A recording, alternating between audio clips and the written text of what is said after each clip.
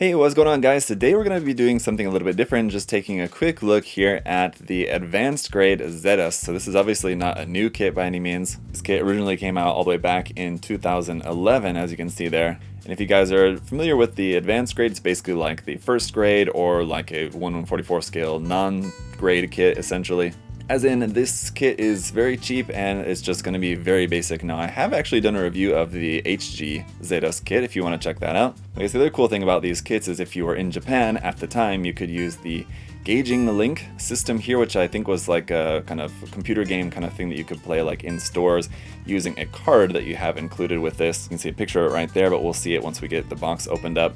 Here on the side of the box you can see how the kit is going to look like when it's all painted up, and it's definitely painted. Don't expect much color separation out of this at all. I don't believe there's any color separation actually. I believe this kit is all molded all in one color. There you go, that's the machine that you would look for in the stores that you can use the card with and play with that. So anyway, this is number 006 in the Age Advanced Grade line. I've never built any of these kits, so it'll be an interesting experience. Inside here, there's that card. There is our instructions, just printed on the inside of the box, so very simple, as you guys can see. And I've got a couple of loose parts in there, so I'll have to be careful not to lose anything. Here's like the little device that you would put into the back of the model. So this is like built into the backpack. You can see right there. And so this is what you could actually put the kit. It's sort of like what we saw in like the Build Fighters series, where you could like put your kit on the device and it would put it into the game.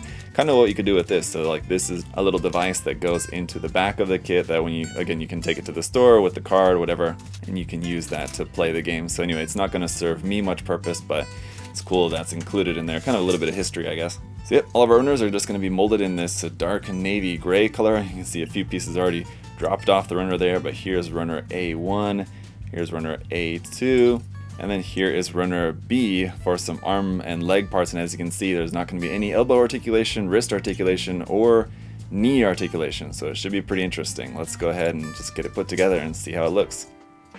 And once you get it all put together, here is how it's gonna look. So yeah, all one color, very basic, but I mean the general proportions and details, everything's basically all there. It's just obviously gonna take a little bit of paint, and I do emphasize a little bit of paint because I mean it's a mobile suit that's basically all in this color except for a couple little spots here and there. So I mean, it's, even though it's all one color, it's not terribly inaccurate in terms of the colors that it's supposed to be in. So as for the articulation, let's talk a little bit about that because it's going to be very short. The arm, as you can see, can rotate here at the shoulder, and that's it. No hand articulation, nothing at the elbow, nothing like up and down at the shoulder, just rotate, that's all. The head is on a ball joint, so you can rotate that side to side and also tilt it up and down ever so slightly, not really all that much really. In the waist section, that doesn't rotate or do anything even there, that's just fixed. Also, these kind of big massive side skirt parts don't move, you can't change the angle of those. The hips, those are fixed. The knees, fixed. The ankles, yep, those have like a tiny bit of side to side there. I guess that's probably not really even supposed to have that. They're basically fixed too. And up underneath the feet, got hollow gaps there, and naturally seam lines down the middle of the legs, seam lines here on the arms. No seam lines on the shoulders, that's nice, but on the top of the head you will have a seam there as well. And the backpack, I think, is a little bit weird, seeing as how it's meant to house that chip part inside there.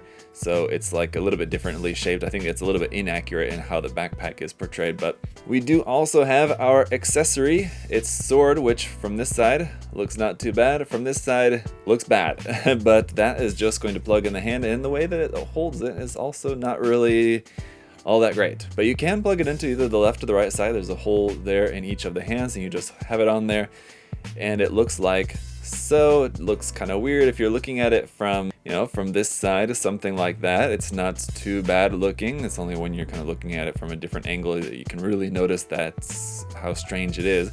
But at the end of the day, is it worth the couple of bucks this kit costs? I think it was like $4 or $5. I would say that really depends on what you want to do with it, because It's very cheap, yeah, and I would say for some people it's probably not even worth the $5, because I mean you could spend that $5 probably on a lot better other kits. For me, it was worth it just because what I want to use this for is possibly maybe some kit bash fodder. I just want to use like some of the parts of this essentially, so that's what made it worthwhile for me. Otherwise, I mean, can't really recommend. The HG is cheap enough, and if you can get your hands on the HG, I would just go for that. It's obviously going to have a lot better articulation, better color separation, just everything about it is generally going to be better. There's not really too much point to buying this.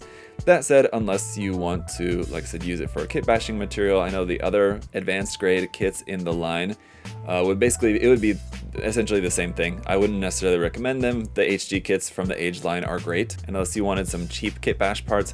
Not really too much of a point to the advanced grade at this point. But, you know, if you want a fun, cheap, simple little project that you want to spend some time, maybe just practicing your hand painting or something like that, could also be a good one for that. Just a good little practice kit maybe. So it's certainly not useless by any means, but I would say the appeal of this is going to be limited to very few of you, I suppose. And that's going to do it for today, guys. Thanks for checking out just this short little review video, just taking a look at the advanced grade Zedas. Like I said, cool little kit, not for everyone, but let me know your guys' thoughts down in the comment section down below. What do you think about it? If you're looking to check out some other Gunpla, of course you can check the link to USA Gundam Store down in the video description below. We've got all sorts of stuff there. And if you guys would also like to like and or subscribe, that would be greatly appreciated. But until next time, guys, hope you're all having a great day. Hope you liked the little bit different video here today. But I'll see you guys all next time. Have a good one. Bye bye.